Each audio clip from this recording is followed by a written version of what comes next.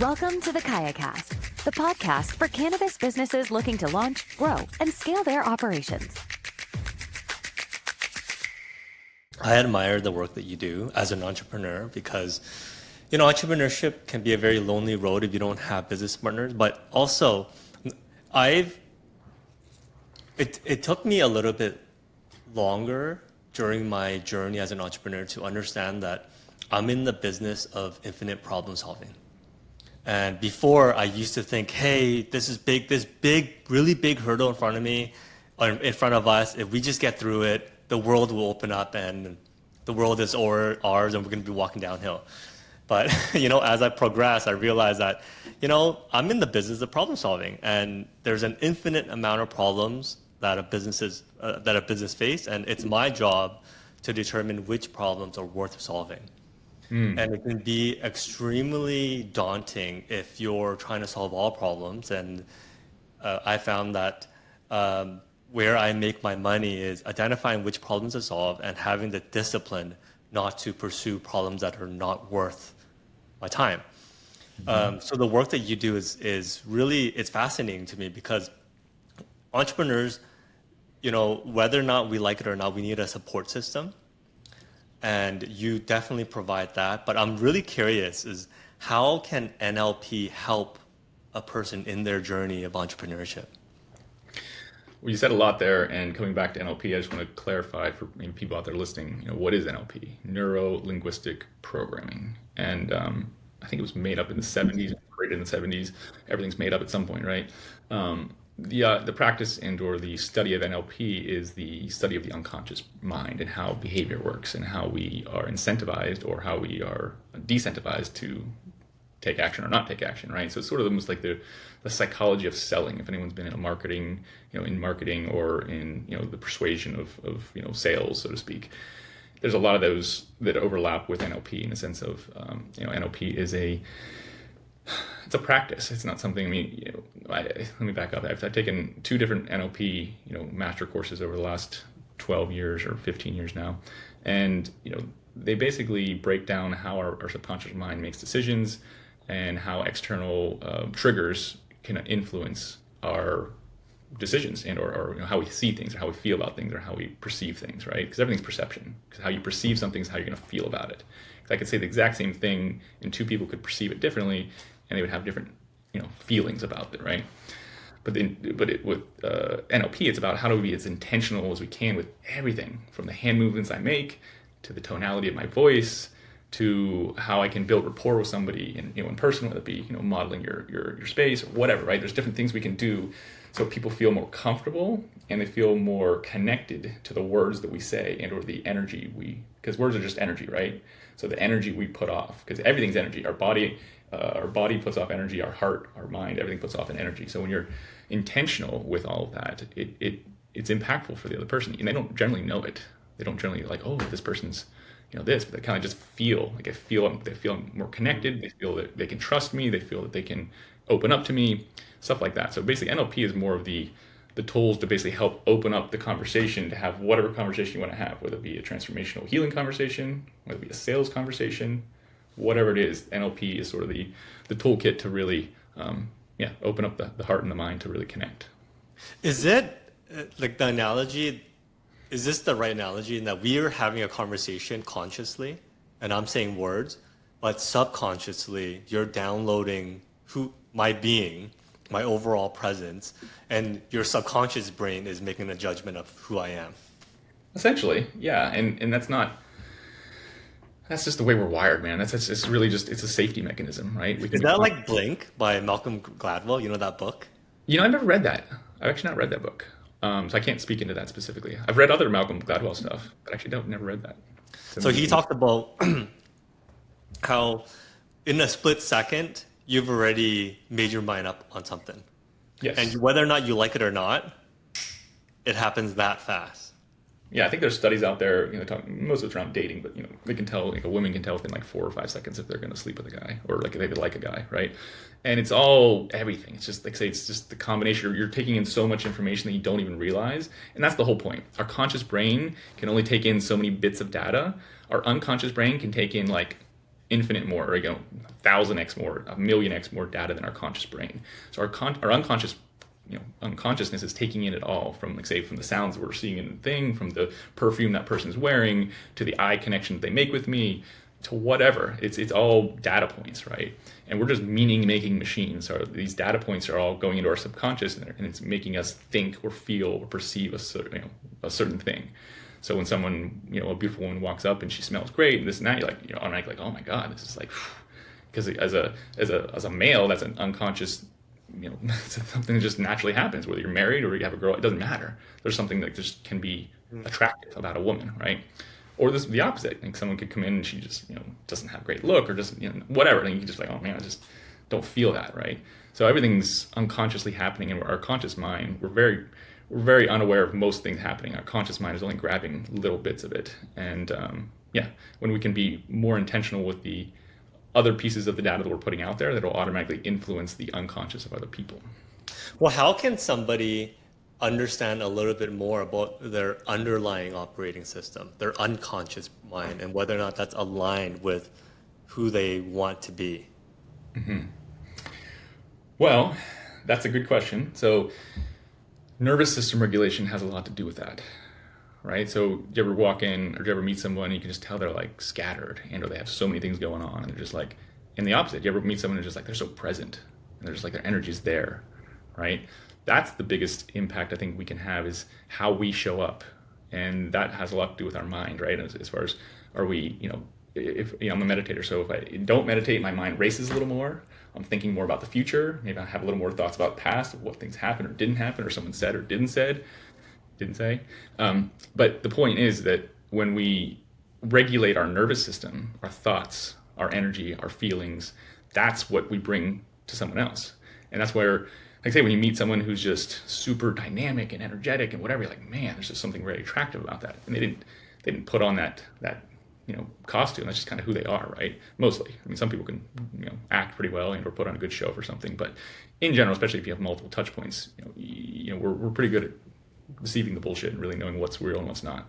So the point is that doing your own work, and that's a daily basis thing. It's not something, it's just you do your work once and it's done. It's like are you a daily meditator? Do you have, an outlet for, whether it be a therapist or a coach or something like that? Do you have an outlet for your emotions and your things that you're going through? All that matters in how you show up. Like I said, if you're not doing your work on a daily basis, you can't hide that. I can't show up empowered, clear, calm, and confident if I haven't done that work.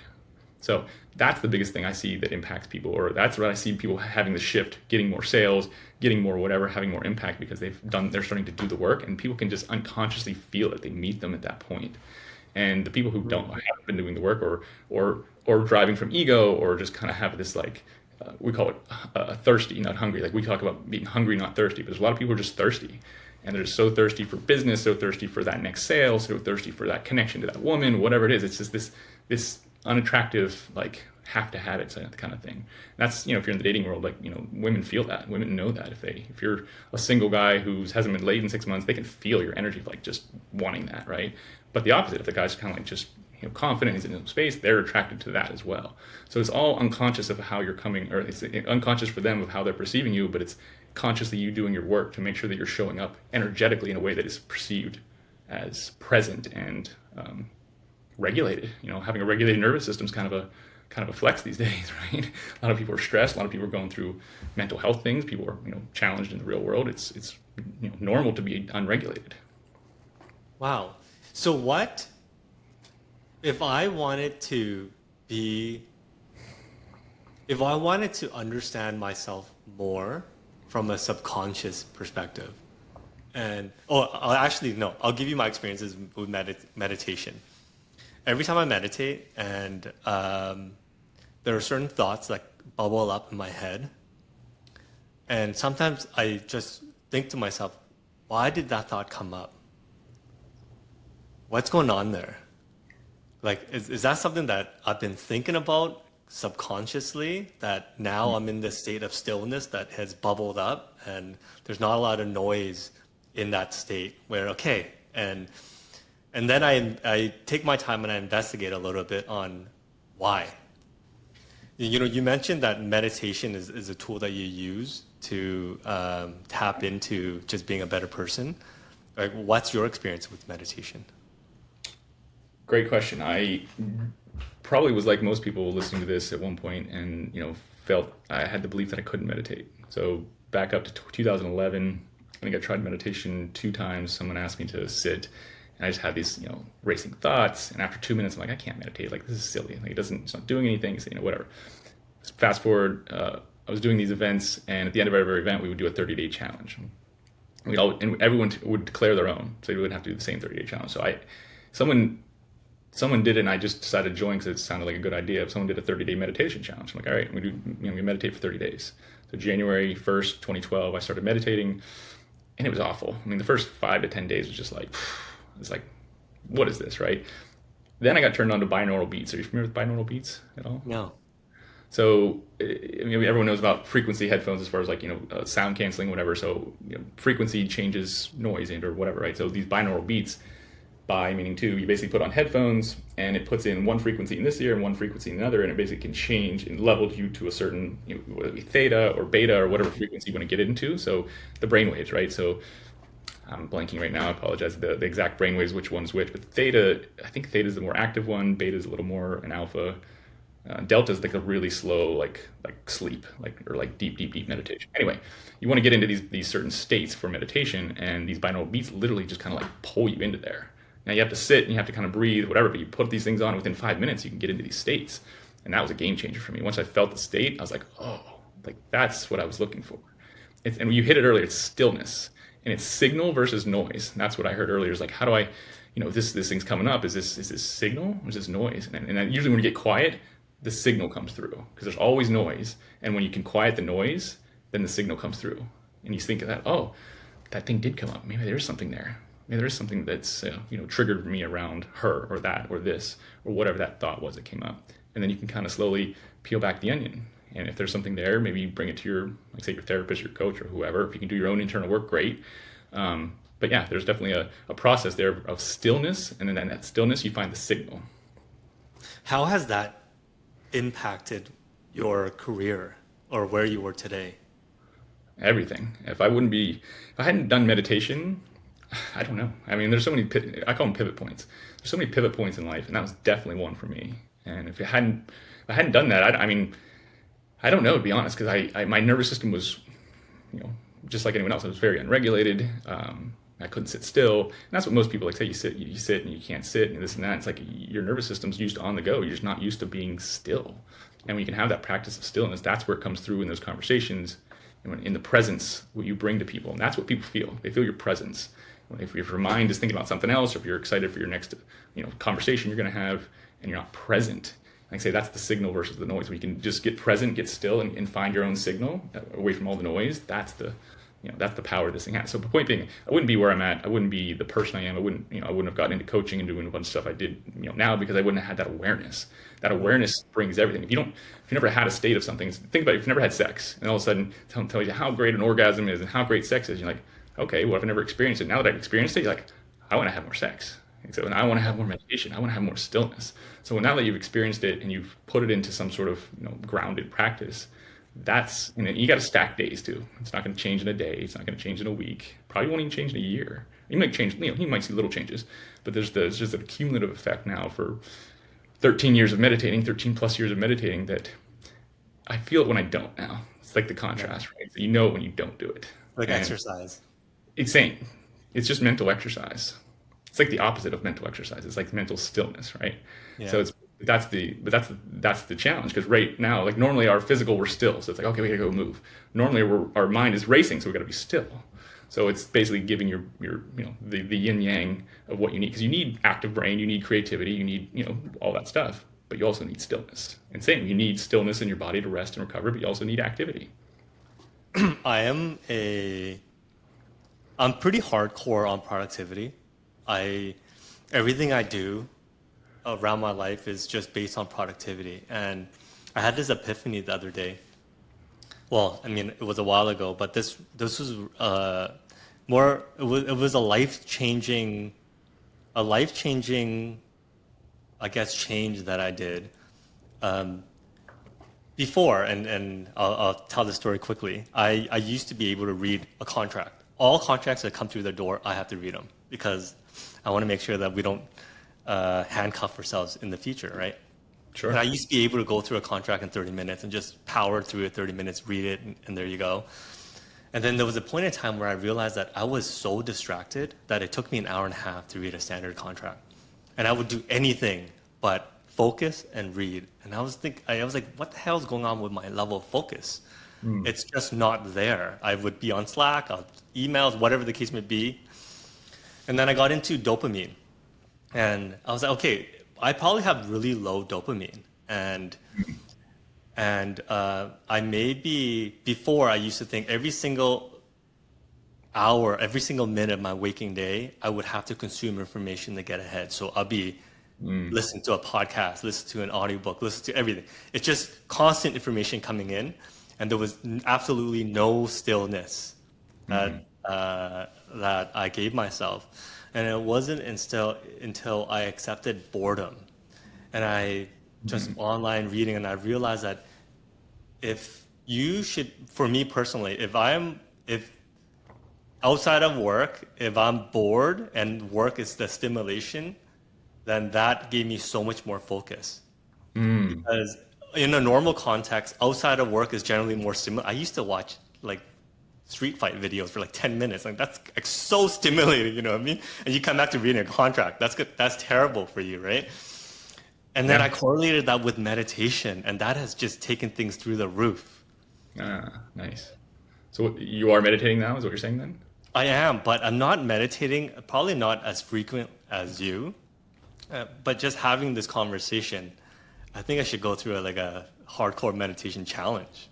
Well, I don't like to show it all over people, but if it feels called to you, then it's definitely it's a game changer. And everything's consistency, right? If you're going to work out once a week, it's not going to change a whole lot, right? But you're going to work out 5 days a week, 7 days a week, you're going to see some shifts, right? And I got young kids, so there was a period where I actually didn't meditate because every time I went to meditate, I'd fall asleep when my kids were really young and I had sleep deprivation and this and that. So it's like, it's not to say that I've meditated every single day in the last 14 years or whatever it's been, but the idea of the practice of, or like say whenever I got into that habit of falling asleep, I was like, well, I'm just going to go take a nap instead of meditating, right? So I got out of that phase and that season of life, and now I'm back to meditating. And it's like you don't know the contrast until you stop, and then they seem similar. You don't know the contrast until you start and have consistency at it. So I would definitely recommend doing a 30-day meditation challenge and just journal. Notice what you notice differency in everything, how you show up and how your mind sees things or doesn't see things. The overall activity of your brain. That's the biggest thing I think most people. It's even hard for me to relate to. Like I just have such a calmness and a stillness that I just didn't have before, and people feel it. People know it.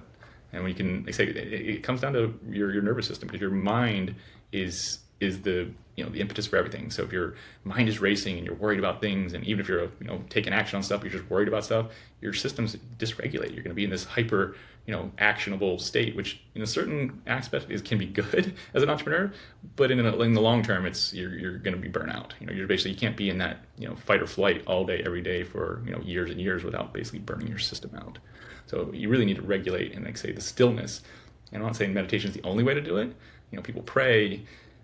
People have other, I've done meditation, active meditation where you're walking too as well. And we've helped people with that as well. Because, sitting on a couch or sitting on a pillow here is, not as attractive for everyone. And I don't feel like everyone has to do the same thing.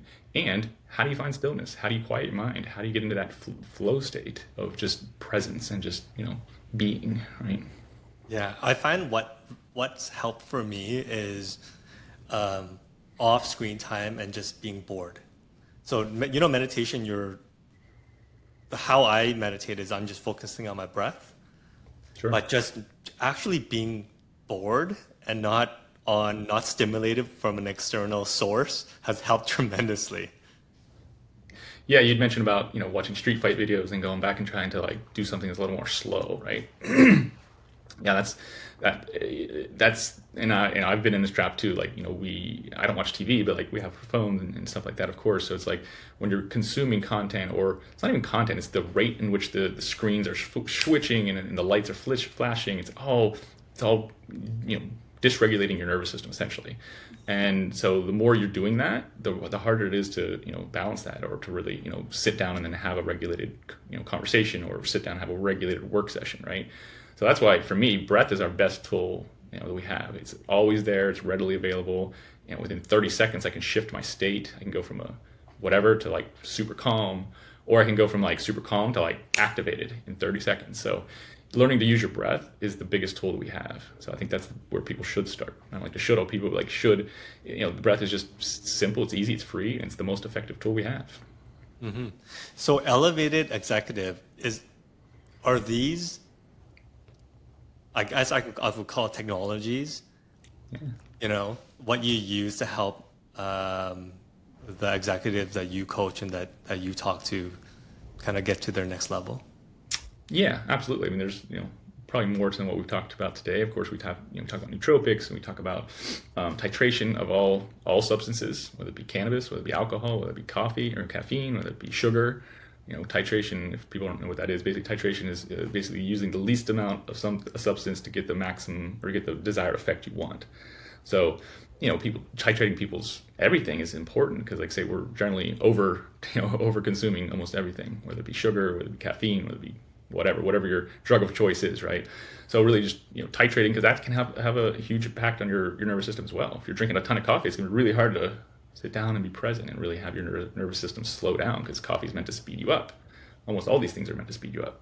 So you just got to be really intentional with what everything you do, from your mindset to the things you put into your body to the activities you do or don't do, and the people you surround yourself with, right? The 5 people around you is kind of who you're going to become, and or how you start to think, and or what you start to believe. So if you're hanging around, you're the wealthiest person in your group, and people talk about how bad things are and how they're victims and this and that, it kind of soaks in a little bit. It kind of lowers your ceiling of what's possible for you. And just the opposite, if you're hanging around people, you're the the least successful, and kind of motivates you to get your shit done, and see what habits they're doing, and see what things that are making them better. So all of it adds up.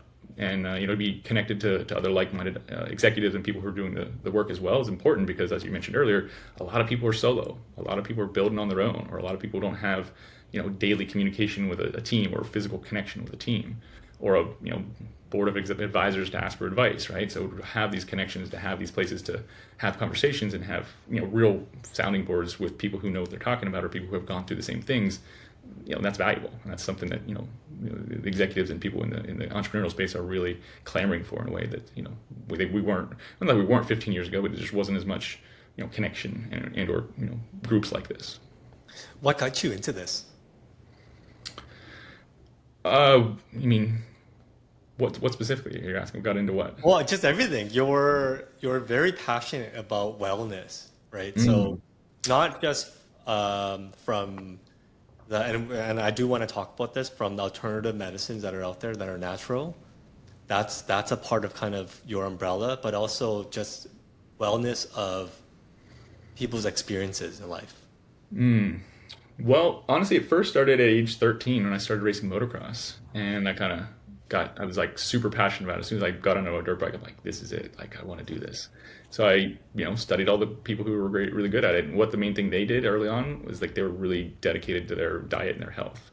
So specifically sugar. Like, at 13, I cut out all soda. So from basically 13 on, I really haven't had soda. I've had a couple, rum and cokes and stuff back in the day when I used to drink alcohol. But in general, I don't drink soda. It's not really, part of my thing. So point being, so early on when I started to think about it and started to be about it. So early on, I was more of an athlete, your mind body connection. So that was the impetus for everything. But then realizing that once you get out of athletics or any kind of competition, business is the game of life, right? And business is the competition in our real world. My father was an entrepreneur. My grandfather was an entrepreneur. So for me, I have foundational practices and things that are built in that I just didn't realize I had even at that point. So getting into the entrepreneurial space was a pretty natural fit, in a sense. Like, this is, I'm a very competitive person, and or now more of a conscious person. So it's like bringing the conscious, or bringing the competitive spirit and melding it with the awareness and the consciousness of health, wellness, mental health, all these things that we'll say most alpha, high drive entrepreneurs aren't thinking about. Definitely gave me a unique perspective in getting into business and who we worked with. And I had a internet marketing agency, way back in the day, like 2008 through 2010. So this is like, early stage Google SEO and just getting local businesses online with websites. And this is like, internet, 1.0 basically. And quickly realized I didn't really want to work with businesses in that way, but realized that I had a gift for bringing people together and bringing people to connect and bringing and holding a space for people to have deeper conversations and deeper connections and just overall trusted networks. So long story short is, the health and wellness has been sort of a impetus from the start. And now I'm just figuring out how to really do that in a way that brings it to more people. For me, it was originally for me, and how to be the best motocross rider I could be, and then how I could be the best version of myself to be an entrepreneur. And now it's kind of like, okay, well, I've done a lot of that, and now I realize that a lot of people just don't have those skills and just don't have that knowledge. So for the last 10 plus years, in different capacities, from coaching to online groups to masterminds to just like say working with other business leaders in different settings, from consulting to otherwise, this stuff kind of comes through, and realizing that it's pretty niche in a sense of like, there's not if they say there's a 10 million entrepreneurs in the US, how many of them are doing this kind of stuff? Maybe 10%, maybe. So to really give people these tools and give access to these certain, they're looked at as more like woo-woo, right? Because some of the stuff is less grounded in science or less grounded in the physical world, right? But I go with results, right? So I don't do anything that doesn't have results, both from myself or from other people. So I used to think certain things were very woo-woo too. One of them being meditation and psychedelics. Well, both of those have changed my life and have definitely changed many, many people's lives. So I go with results. I go with what works. The point is that health and wellness is kind of the through line for all the businesses and all the things I've done over the last 20 plus years. And it's kind of made me an unknowingly expert without really going to school or really, having any kind of official training, other than just working with people one-on-one and obviously, iterating with what works for my own consciousness. It's been an interesting journey, because I work with a lot of people who have master's degrees or have doctorate degrees, or who are, much smarter than I am, which is great. I like being, not the smartest person in the room. So we're really building out a network now of people who are wanting to do this type of work and are conscious around the day-to-day actions they can take, if only because it makes them more money, if only because it raises their business up and they can be a better business person. Like, I'm okay with that. Like, if you can just be a better person to be a better business leader, like, that's step one of the journey. And then from there, like, quadruple bottom line, how can we make that business be very intentional and more on purpose?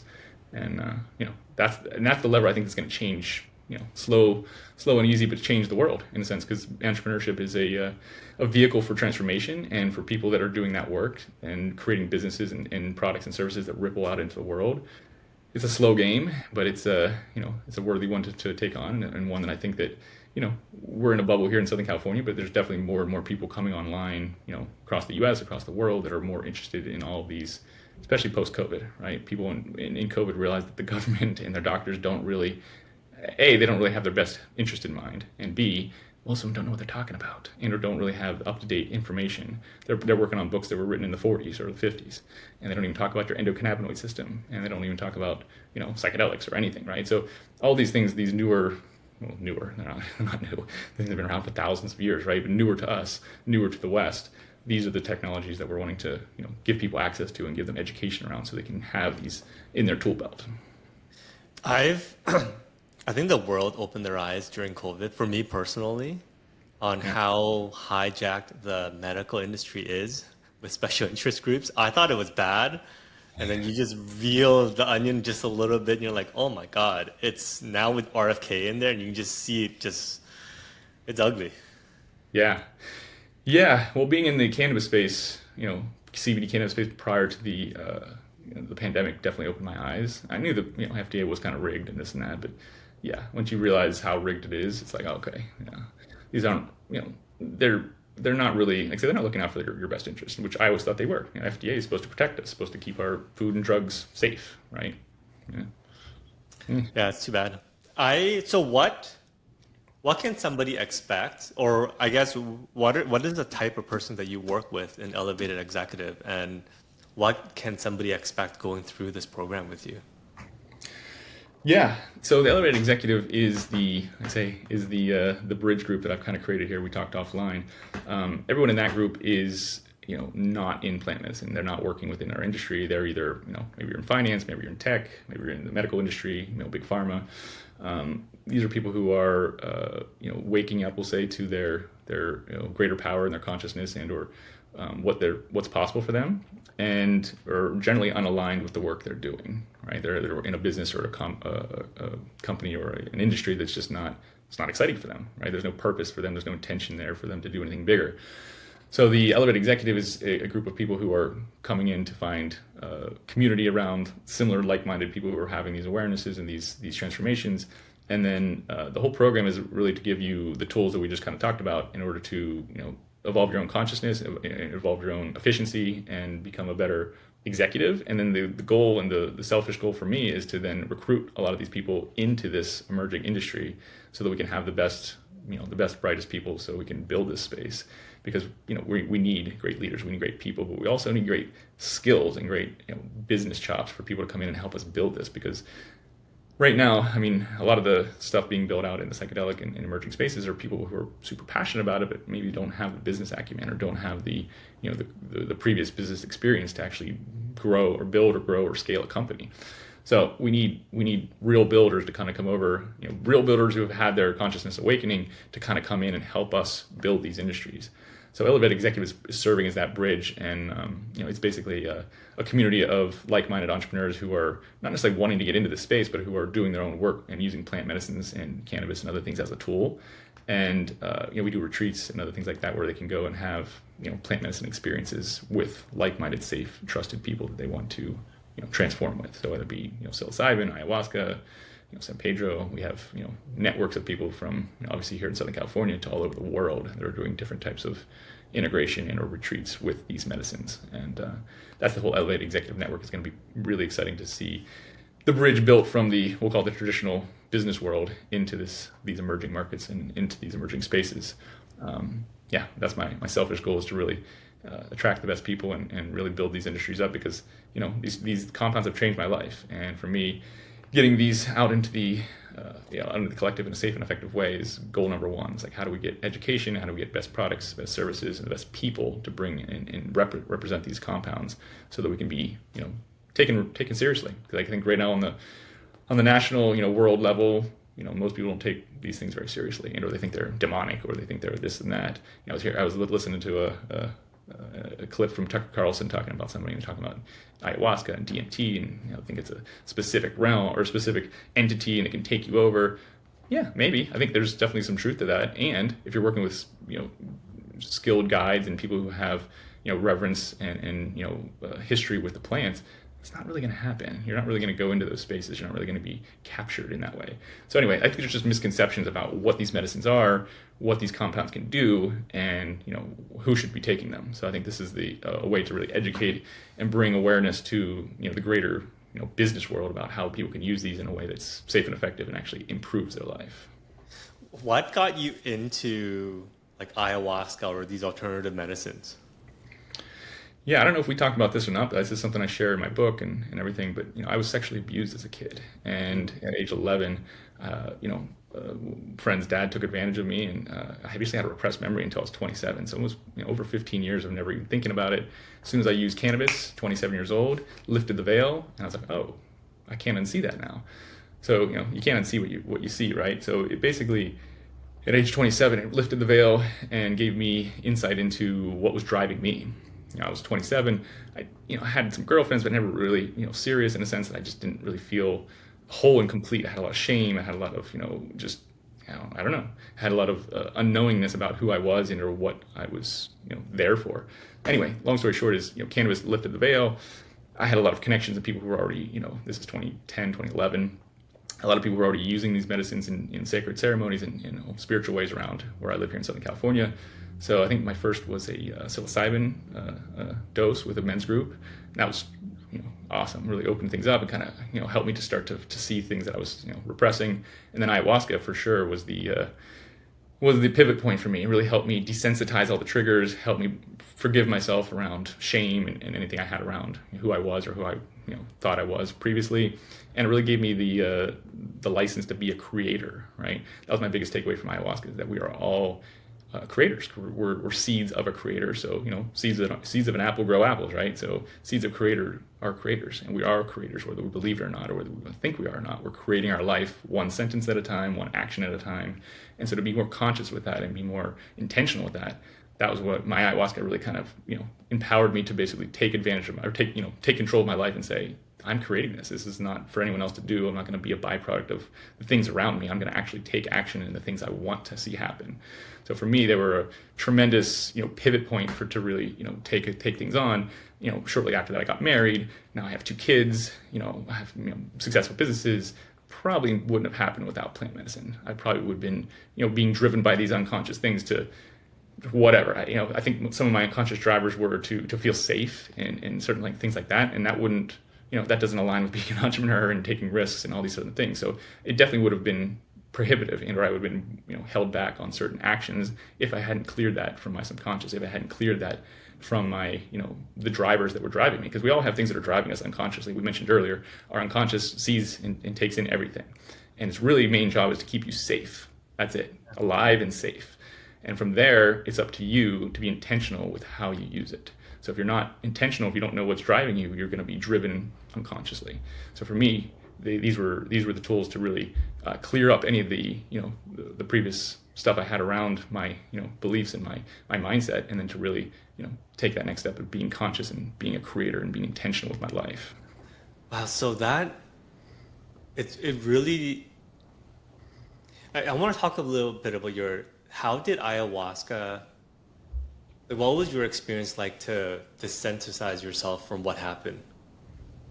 What do you actually go through, and what does that growth look like? Because how many sessions did you go through? With ayahuasca? Yeah. One. Oh, that was just one session, and it completely helped you get over some past trauma. That's amazing. Now, I was doing a little work before that, Yeah. and in that session, was amazing in the sense that, I saw, I was basically 11 years old. I saw 11-year-old Matt. He's scared. He's confused. He's unsure of what who he is as a man, as a person, right? So to even just go back and experience it through the lens of being a 30-something-year-old man at the time, or 30-year-old man at the time, that is refreshing, and it's a healing. And it kind of, you mentioned about the desensitization. Before I did this, thinking about it, it brought back memories, it brought back feelings, it brought back, certain shame, certain guilt, certain things. And then once I'm able to go through that ayahuasca experience, see, who I was and see who I am now, and forgive, the guy who did this, because, holding resentment and whatever, that's only hurting me. It's only hurting the person, holding these feelings. So it was really like a full surrender, release. There's a whole system upgrade that really happens there, that you can basically then, after that experience, now I can think of it, I can speak about it, and it's not emotional, it's not triggering for me, it's not going to take me back to that place where I feel shame, guilt, and all the things that I used to feel, because I know that's just a story that I made up. So these compounds can really help us do our work in real time. That's why ayahuasca is a beautiful medicine, in the sense that in the throes of the medicine, you're conversing with grandmother, right, with the medicine, and it's not, you're not necessarily hearing even words, but it's like these feelings, these visuals, these whatever. So the medicine really can help you, and I think it really takes you to wherever you need to go. I think that with cannabis, with anything, like people talk about cannabis like, oh yeah, every time I use cannabis I just fall asleep. I'm like, yeah, you're fucking sleep deprived. That's why it's a medicine. It's going to give you what you need. It's going to put you to sleep because you're sleep deprived, right? So the medicine gives us what we need, generally speaking. So when you go into an ayahuasca ceremony with these intentions, or just with the intention to heal, it's going to bring in whatever visuals, whatever repressed memories, whatever thoughts or whatever beliefs you're having, and it's going to let you look at them. And it's up to you to really going to go through it. There's no magic thing you do. It's literally, thought by thought, image by image, belief by belief. You kind of get to do inventory. And what do I believe? Do I believe I'm shameful and guilty and all these things? Or do I believe that I'm a creator and I'm powerful and I can do whatever I want? But that's where ego can come in. Actually, it's funny, I see this in the psychedelic space. People get more ego after they have a psychedelic experience sometimes, because they have that feeling of like, oh my God, I'm God. Like, I'm connected to God and I'm that creator, right? Yes, and what are you doing with it? What's your reverence for it? What's your responsibility to that? What's your connection to the greater connection of everyone, right? If everyone, everyone's God, everyone's an image of God, right? So there's a really interesting dynamic that plays in the industry, or in the people who take psychedelics, that some people who take psychedelics one time have an inflated ego, people who have had the experience and or multiple experiences usually have more humbleness and a realization that they're not God and or that they're not special, that we're all capable of these things. It's just more about thinking access and or beliefs and or the supercomputer running our meat suit. I know someone personally that went through 4, 5 ayahuasca experiences, and I remember meeting him for the first time and just feeling his energy of just straight groundedness, like a completely grounded energy. And we talked about it more and more and more, and he was going, and eventually the conversation came down to the plant medicine, and it just opened my eyes to like, oh, who were you before the plant medicine? And I was talking to him and my wife, their childhood friends, and she said that he was a completely different person. Like a completely different person than who he is today. And that scares a lot of people. It does, because, who am I if I'm not this person? That's scary, right? But there's a lot of people who are unhappy with who they are. So it's like, well, maybe this isn't who I need to be, or this isn't who I want to be. Maybe this isn't who I really am, right? But yeah, it's definitely it's a look under the hood. It's a it's a conversation with God, Creator, whatever you want to call it, and it's an invitation to do the work. And none of that's easy. None of that's gonna happen. I didn't come out of that ayahuasca experience like I am now, but I was on the path too, and so it set the frame for me to continue to daily, and so even early on, daily affirmations. I am worthy. I am powerful. Whatever you need to believe, whatever you need to see, and the medicines really just kind of give you, like, say, a look under the hood of what you really need to work on and or what you need to transcend as a human. As a we've all had trauma. Like, say, my trauma is not special. I'm not. Everyone's had their own trauma. So whatever's driving you unconsciously, that's a peek under the hood to really get a hold of that, so you can be more intentional with how you heal it and or how you move forward in the future. How can somebody today make a career or a business in this industry, the emerging plant industry? Good question. There's a lot of ways. You can either be I look at it kind of two ways. You're either on the business side of things, or maybe you're on the healing side of things. And you can be both to a certain degree, but one more than the other. So, I think on the business side, I think of people who are creating products or services that are helping support these businesses or these healers or these therapists or these retreat centers. And then you have the people who are doing the work, whether it be doing integration work, whether it be doing education work, whether it be doing the actual medicine ceremonies, all that. So there's a pretty broad way you can get involved, whether it be if you want to work hands-on with the medicine, great. If you want to work, if you've been awakened by the medicine and you have a great skill set, whether it be marketing or whatever, great. Like, we need more of that. So really, there's always limitations to getting in, just because the total addressable market here is still pretty small, right? There's still a lot of illegality to a lot of these compounds right now, especially here in the U.S. But we're transcending that day by day here, and we'll say this current administration is at least pro psychedelics to a certain degree. We'll see if we can get some of these things descheduled or taken off schedule would be ideal, but I don't think that's going to happen in the short term. All that to say is that it's going to be a slow burn here in the next 1 to 5 years, and then I don't know, throughout this administration and into the next one was going to be kind of the tipping point to see what's going to happen in the next decade. And I'm bullish. I think the future looks bright, in the sense that I've always said, ever since I got into psychedelics in 2021, about a year after we got into the cannabis space, psychedelics will be federally legal before cannabis will be, because you can't deny the impacts it has.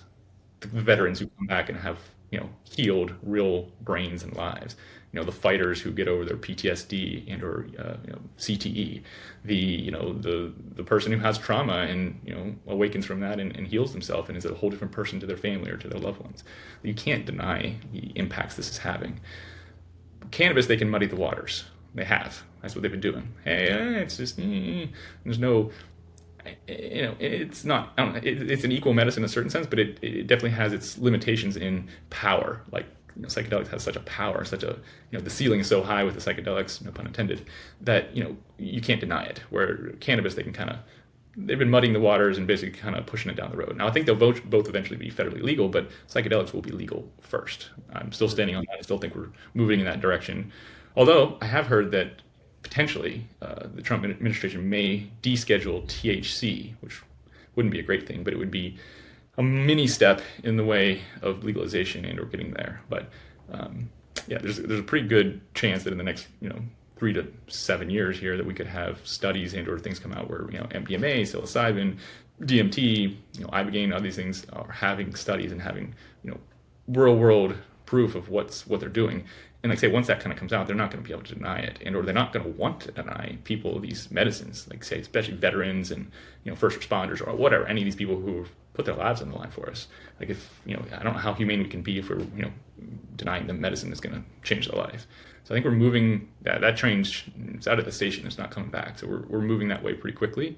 Say we work with a bunch of veterans groups and people who are veterans here, and it's just so undeniable. And there's so much coming out about it right now, and so much media as well, which is great.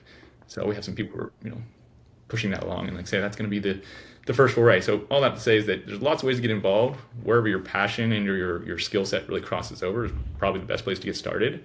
I find a lot of people who have an awakening and then they're like, I just want to serve the medicine. That's a long journey.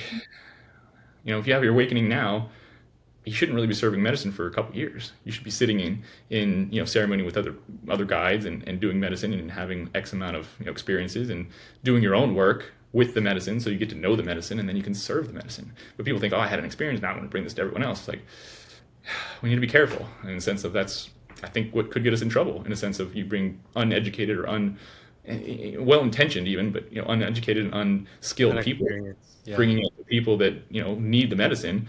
That's a slippery space to be in. So all that to say is that I find people that have a zone of genius, whether it be marketing or whatever, that's the best and easiest way to get in. Now you can get in and serve medicine, and there's no shoulds or shouldn'ts and timelines, whatever. But there's a real push for people to do more of their own work before they start serving medicine, which I'm fully behind. I don't think we need rookies out here holding space for people to kind of go through.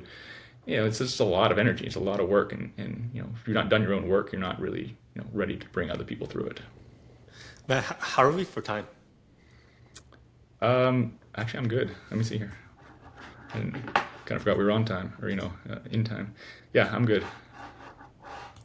Okay, you're good to go a couple of minutes over? Yeah, I'm good. I wanted to ask you this because you probably deal with this a lot, and you probably help a lot of entrepreneurs through this, is imposter syndrome. It's a real thing. I think every entrepreneur goes through it. What are some tools and techniques that somebody can use to address this?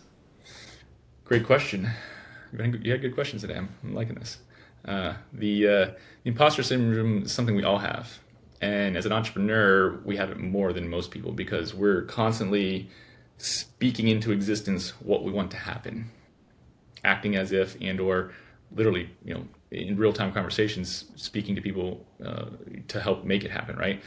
So the imposter syndrome is real in the sense of like, oh man, I'm telling this guy this thing's there, but it only is there if this happens. It's like, oh my God, things are gonna come together. So it's like, the confidence can be shaken for a lot of people. Like, I don't know if that's, is that a real thing I'm telling him, in the sense of, if I don't, I've done it once, can I deliver again, or whatever. It's kind of like this early on. So all that to say is that there's no experience for experience, right? So you can't replicate that. And I learned this actually in my motocross days. Visualization, the subconscious mind actually can't differentiate from full-blown realization and actually experiencing it. So the more senses you can bring in. So I used to do motocross visualizations where I would sit down. Would do it in the sauna too, so it would make the time go faster. I would sit down and I would pretend I'm on the starting gate. I don't know if anyone knows motocross, you have 40 people on the starting gate. Everyone goes to one turn and then you do your laps. So I visualize myself in the starting gate, ready to take off, getting the whole shot, doing the whole course. The whole thing. I knew the course, knew what I was riding. I've ridden it hundreds of times. So you're literally visualizing everything, and you can feel it. You can hear the engines going. You can hear the throttle. I can feel the dirt hitting me. I can smell the exhaust, the two-stroke exhaust. And the more you can encompass all of these senses, the more real it becomes for your subconscious mind. So the long way of saying that is that if you're feeling like you're an imposter, do some visualization. Sit down. Think about what it is you're going to do, and maybe that's a sale, right? Maybe you're going to make a big sale. Maybe you're going to sell a $10,000 package. You never sold a $10,000 package, or whatever, right? Sit down, walk through the conversation, act as if, or in your mind, act as if how you want the sale to go, and visualize it and feel into it. And then when you get to the actual conversation, the real world actuality of it, your system's almost like, oh, we've been here before. We've done this. We got this. So there's like a practice involved. So that's the whole thing. Like, a closer or someone who does 50 closes a day, after a year, they're going to be pretty good. They're going to be pretty relaxed. Their nervous system's going to be knowing what to expect. They're going to know all the conversations or all the objections, right? So the imposter syndrome will go away with confidence. And the only thing for confidence is experience, except for the visualization of experience. So that's my only hack for people to get in there and start to do stuff. Start to use like say, this comes down to the meditation. So me in the morning, I do a meditation, and then I do a visualization. And the visualization, without getting too granular right here, has a lot to do with how my day is going to go. Because I know my schedule, I know what's going to go, I know the conversation I'm going to have generally, and I can kind of visualize them. Now, it's not to say I'm in a 30-minute conversation, I'm not going to sit there and visualize the whole conversation and this and back and forth. It's the concept of it. It's like, hey, I'm going to sit down with you and have these these topics, and I'm going to talk about these certain things and visualize it going well, and feel the energy of how you feel afterwards, of how good it feels, of how it feels good to accomplish something or to make something. Because everything is systematic, and the more we can make our system believe that we can do it, we can do it. And like I say, with the Henry Ford quote, whether you believe you can or you can't, you're right. So if you believe you can, if you have the confidence, it's going to happen, or you're going to do it. If you don't, that's where the imposter syndrome comes in. Like, can I do this? Can I close that deal? I don't know. I've never done one that big. I've never done something like this. Visualize it first. We all start from zero at some point. So you got to have the visualization and or the ability to practice and have the confidence that that you can do it. When you talk about that, it reminds me a lot about pro athletes, like you motocross, basketball players. Have you read the book Alter Ego? No. It's an amazing book. So, who's the author? Alter Ego. So if you just type down Alter Ego, the yellow face cover, yellow book cover, and he talks about, so he's a coach and he coaches a lot of athletes and a lot of actually Olympic athletes too. And if you think about the Olympics, if you're running 100 meters in the Olympics, you're training 4 years for 9 seconds. Yeah. So you got to be on in that 9 seconds. So how do you turn on the juice when it matters the most? Mm-hmm. And he talks a lot about what you spoke about, and as well as you kind of you step into an alter ego. And maybe it's not you at that very moment, but it's somebody that you want to emulate, and you do that enough where that now becomes your alter ego. Yeah. Essentially, that's what you're doing here, right? You're visualizing yourself as something greater than you are, and you're just stepping into it when the time comes. And the repetition in your mind is like I say, your mind drives everything. So when you do the reps in your mind, there's just a belief that kind of comes into your system that, I am that closer, I am that person, I am that alter ego, right? So that makes sense. I've never heard it really broken down that way, the alter ego. But yeah, we all have archetypes too within me. I'm a father, I'm a business owner, I'm an athlete, whatever, right? I have these archetypes. So to say it's fake or say that you're changing, no, we're all changing at different times. Like what state are you stepping into? Earlier I talked about breath, right? Well, that's the easiest way to change your state from archetype to archetype, right? So if I need to go from having an intense conversation or whatever to going to talk to my kids, then it's I gotta maybe sit down, take a breath. And that's where even compounds come in. Mary Jane, cannabis is a feminine drug. It's a feminine compound. Have a little bit of Mary Jane, I'm gonna open up my heart a little bit, get a little more patient, I'm gonna be a little more empathetic for my kids, stuff like that, right? So there's definitely different ways that you can shift states and or change what you're doing or how you're experiencing things. But you got to kind of know yourself and know what tools you use to do certain things, whether it be, like, say, if you're using caffeine to then, get into that, whatever, and get into that, high energy for whatever reason you do, go do it. I don't personally use caffeine, but hey, a lot of people do.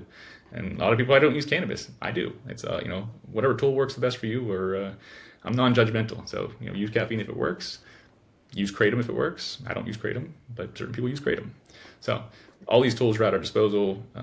It's really about titration and figuring out what works and what doesn't, and how to really use these tools best to get into whatever state we need to be the best in that situation. Matt, I really enjoyed this conversation. Got to have you back.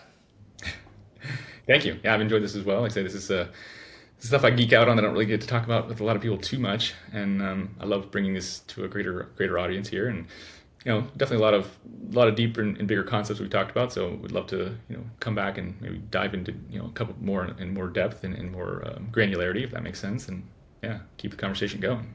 Definitely. How can our listeners find you? Yeah, if you're wanting to learn more about Inner Circle, you can check that out, innercircle.biz. That's easy. If you want to connect with me directly, it's matt@innercircle.biz. I don't really use any socials other than LinkedIn. So you can find me on LinkedIn, Matt Ritchey. Yeah, that's my main ways you can connect with me. We're definitely looking for conscious leaders who are awakening to their power and are wanting to potentially make an impact in a greater way. Obviously, if that includes plant medicine, that's our biggest community we have right now. We have a bunch of people from all over the world, but mostly all over the U.S. in different geographic markets and doing different things. Everything from growing and distributing the plants and fungi to the ancillary services and the marketing and the media and all that kind of stuff. So if you're interested and want to get into this space, or you have a business that's already in the space, let's connect. Let's talk more. Like I say, we're open to vision and values aligned entrepreneurs who are building and want the support to basically be in a regulated group that's high vibe and highly vetted of high integrity people. Guys, reach out. All of our listeners are in the plant space, by the way, so definitely reach out. I think there's so much value in being part of a community and learning from each other that it's invaluable. Yeah, and we meet people where they're at in a lot of sense. Like say, I tell these people all the time, I had the same model in the coaching space, in the the transformational space, and not the plant medicine space in 2014 through 2017, and I was charging double what I'm charging now. So all that to say is we're not doing this for the money specifically. You have to have skin in the game and all that kind of stuff. But we're trying to meet the community where it's at, and we realize that there's not a windfall of money going through the plant medicine spaces right now. So we're really trying to meet people where they're at, and you got to have skin in the game. You got to have value to exchange, and we're here to meet people where they're at and see who's got the value and the risk to step up and be a part of something bigger. Matt, thank you so much for joining me. Appreciate you. Thank you. Thanks for listening to the KayaCast podcast. We hope you enjoyed the show. Don't forget to subscribe to our podcast in your favorite podcast app or visit our website to access the full archive of episodes from the show.